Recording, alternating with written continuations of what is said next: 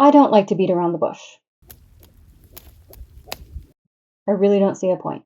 So let's get into it. I have an issue with Barbie. Had. Had an issue with Barbie. Still sort of do, but for the most part, we're cool. For the most part. But more on that later. Growing up, I did play with Barbie sometimes, but I had no idea there was this whole Barbie world. I definitely had no notion there was this thing called a Holiday Barbie. For my enlightenment on this subject, I credit Miss Micarah Tewers. Miss. Not Mrs. Miss.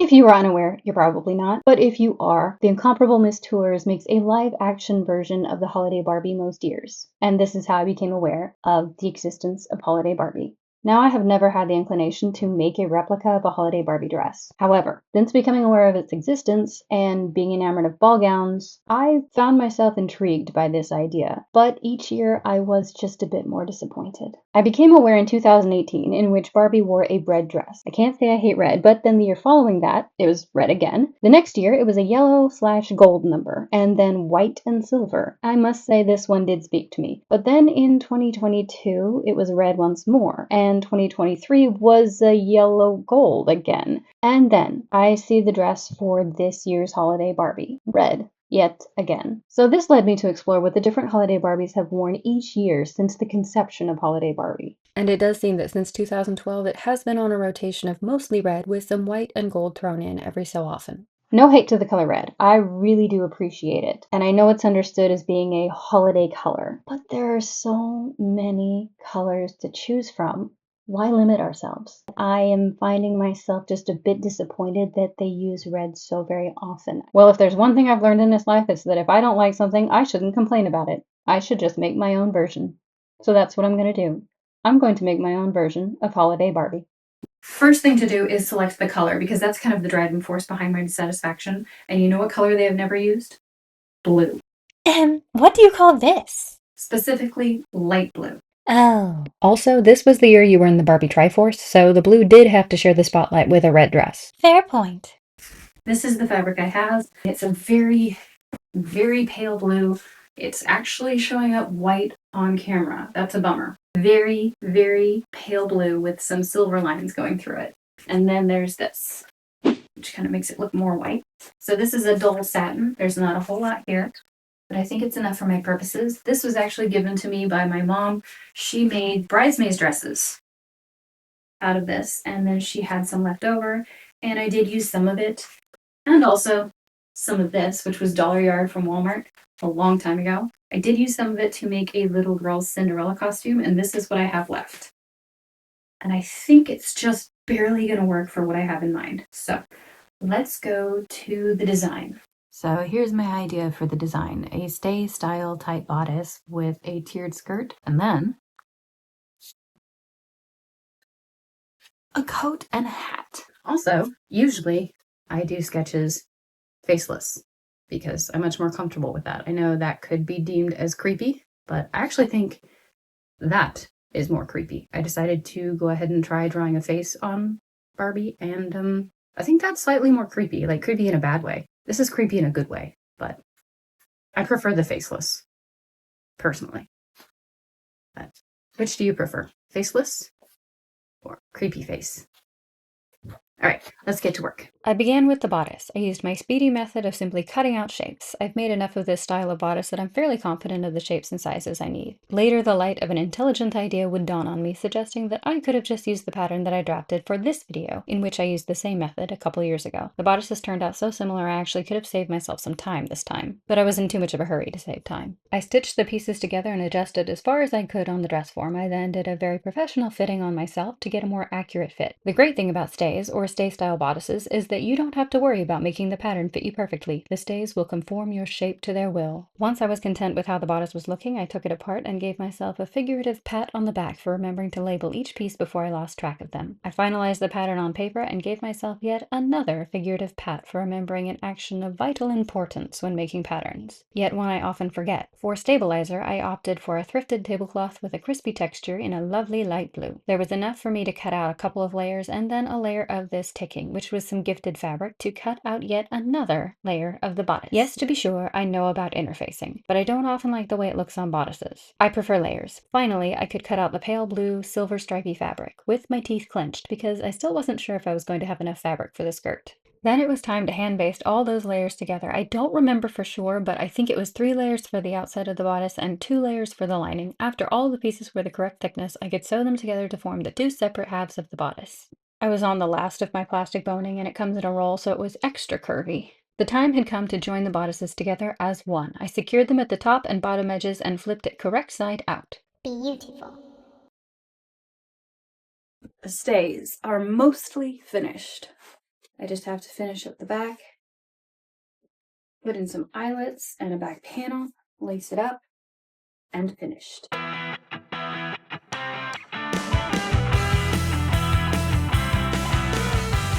So for eyelets, I just like to measure and mark one side first, and then punch them. And then I just take this side, lay it on top, and then use that as my guide. After finishing up the eyelets, I took the bedsheet that was meant to become the underskirt and deconstructed it. Or I tried to. If you're curious why this cotton sateen wasn't a more visible part of the dress, that's because it had a purplish hue next to the blue, and I was not particularly fond of it. I cut some A-line panels, 1 on the fold for the front, and 2 for the middle, and 2 for the back. I then set to work marking the lines for the tiers. Little did I know then that it would all be for naught. Okay, I kind of knew, but I was living in denial, you see. I've been living in denial. I designed it with a bunch of ruffled tiers, but I was ignoring the fact that this fabric is not super substantial. It's very thin, and I only have enough fabric to do a 2 times gather, and I was afraid that wouldn't be enough, but I ignored it. I lived in denial, and now I am having to face the reality that 2 times gather is going to make quite pathetic ruffles, and I don't like pathetic ruffles. I like some things to be pathetic, but not ruffles. I think I'm going to have to change the design in order to make it look okay, and do a simple gathered skirt, just rectangles sewn together. That sounds so boring. But that's what I'm able to do. If I do the tiers, it's just going to look so sad.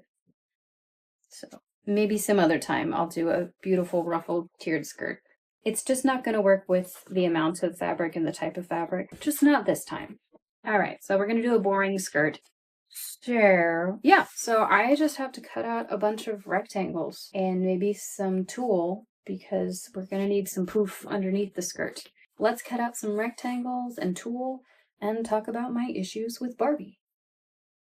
First, I would like to offer a couple of disclaimers. What follows are my own opinions and experiences regarding Barbie. I am not saying these things are so for all, but they are so for me. This is my personal perspective. Also, my perspective has absolutely nothing to do with the recent Barbie movie. I have never seen the film, and I really don't have an inclination to view it at this time. Alright, disclaimers are out of the way. I'm not certain of precisely when, but somewhere along the line I became very disdainful of the idea of Barbie. I remember becoming aware of beauty standards and the importance, to the general populace, of meeting those standards. So it wasn't Barbie alone, but this massive wave of societal expectations that overwhelmed me. Barbie was just a part of that wave. I didn't really understand my thought process at the time. I couldn't have expressed my feelings on the subject had I been asked. But whenever Barbie was presented, I would experience a mental twinge, if you will. I was feeling an incredible amount of pressure to be a certain way. Most importantly, to pretend that everything was good and that I was cheerful all the time, no matter what was happening. So, a symbol of the perfect hair, perfect body, perfect clothes, and perfect attitude, a bubbly, cheery, never gets angry attitude, left me feeling very annoyed. Because while I didn't want to be that, I was still trying so desperately to be that, to meet expectations and please people. Eventually, I took a metaphorical 180-degree turn and determined that I no longer wanted to exhaust myself trying to meet other people's standards. I wanted to be myself, not what other people wanted me to be. I was still incredibly annoyed with Barbie and anyone who reminded me of her. Bubbly personalities, cheerful all the time, seemingly very shallow of thought. I was even more annoyed with myself because whenever I was around people, even though I tried so hard not to, I would immediately revert back to that cheery, bubbly demeanor that apparently was so pleasing to the general populace. I disgusted my own self, but I couldn't turn it off. It was in 2021, in much part thanks to the infamous YouTuber, that my perspective shifted. This was the year of the armored Barbie. Probably the first thing most people noticed about the dress was a bodice appearing similar to armor, but what I failed to consider would thankfully be expressed by the YouTuber herself. The only thing she's really missing is a weapon.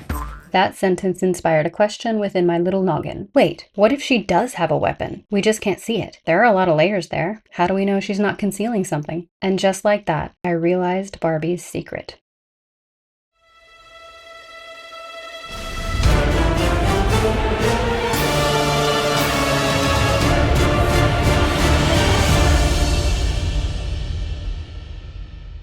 It should have been a bit more clear to me, I must admit, but maybe it wasn't because of my proximity. How many heroes had I witnessed, real or fictional, concealing their true selves, sometimes making themselves look a fool or even a villain in order to protect themselves and or others? I won't say all of my qualms about Barbie have been erased. I still have qualms. Yeah, qualms. But I'm glad to say that I have a new perspective. Now, rather than getting frustrated with someone or myself for presenting to the world what I might deem a fake personality, I remind myself that it is possibly a defensive measure and it may be meant to protect themselves or someone else or both. I also realized that my being irritated with such people for wearing such a mask was not because I saw it as wrong or harmful, but because I wanted them to take it off first, so I felt permission to take mine off. I have learned since then that you have to be ready to do so, and no one else can get you there. And an important thing to realize is that you may not be ready with every person or in every situation. That mask may come off and on as needed. Now, whenever I see someone who reminds me of Barbie, I ask myself, who are they when no one else is around? Sometimes the fluffy, flaky, faux personality is simply a mask and armor. I no longer assume that what I am seeing is the real person. And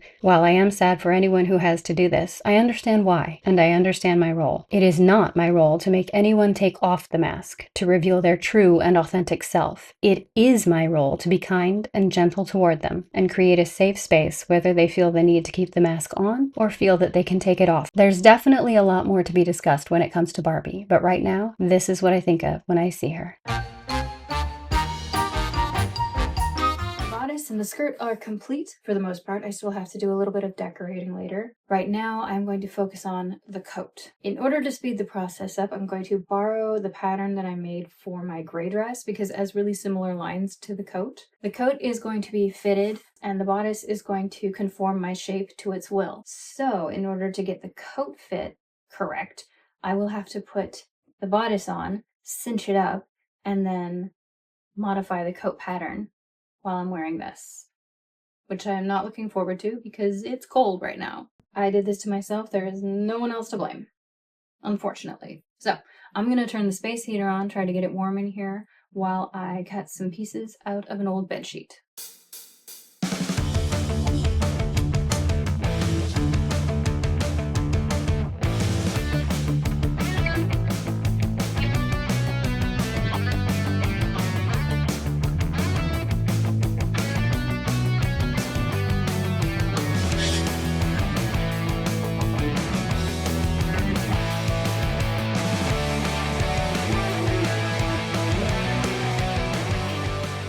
I'm having a bit of an issue.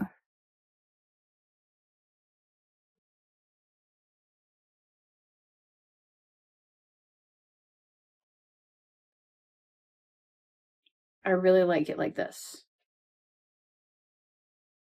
I kind of just want to scrap the whole project and just make myself a little jacket.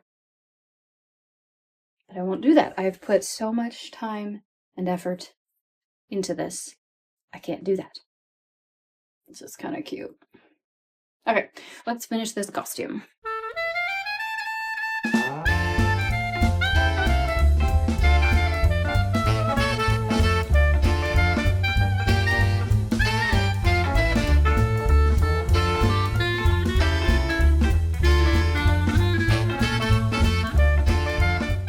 Coat is complete, almost. I'm I'm fairly pleased with how it turned out. There are some things I wish I had done differently, but that's okay. The only thing I have left are to do some hook and eyes here at the front. And I do have these, but they're really little, and I feel like they'll just kind of disappear in there and they might be difficult to clasp. So I'm gonna go see if I can find something just a little bit bigger.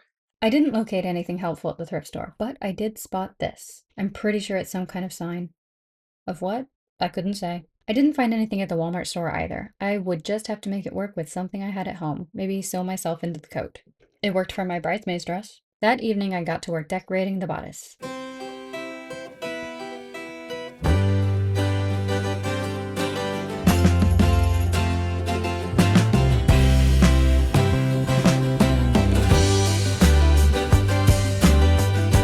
All that remained was to fashion a hat. I cut out a few layers using my cotton scraps, some batting, and 2 layers of faux fur. The pattern pieces were a simple circle and a rectangle. I made 2 separate hats and joined them together to make one nice thick hat. Faux fur on the outside and the inside. Do you ever have an internal chuckle saying faux fur? If I say it as one word, faux fur, I envision this gremlin-like creature. No, not a gremlin, a mogwai, but with extra fluff and a little more dragon-like. Like a combination of mogwai and falcor.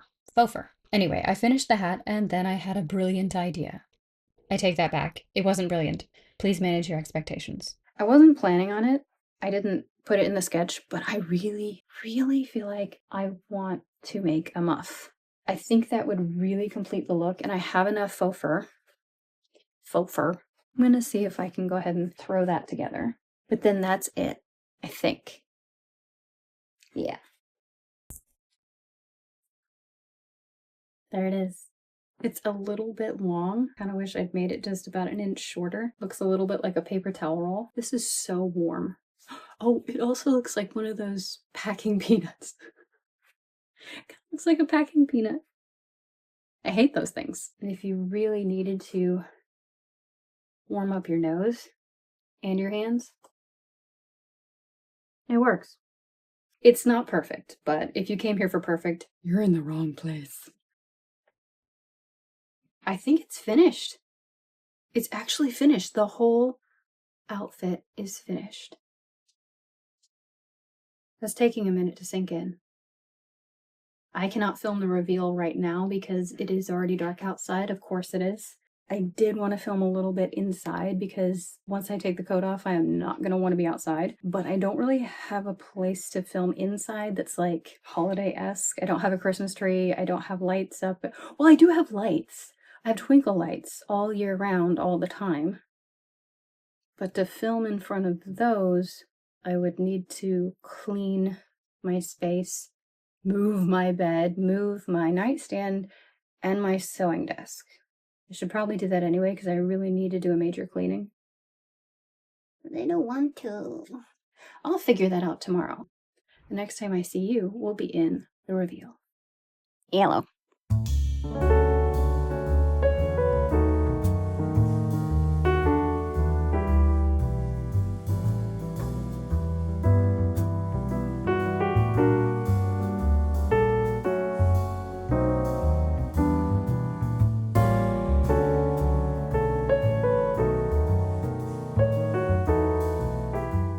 I would like to mention that I know a team of humans design the Holiday Barbie each year. This video is in no way to disparage their work. I've had people go into great detail about how my creations could be so much better if I just made this change and that change. Oh, and that change too. This video is just a fun exercise in imagining if I were on the Mattel team. By the way, Mattel team, I think you're doing a great job. I would love to see more colors in the designs, but hey, maybe you all really like red, and that's cool. Making things the way you like them is one of the rewards for making them yourself.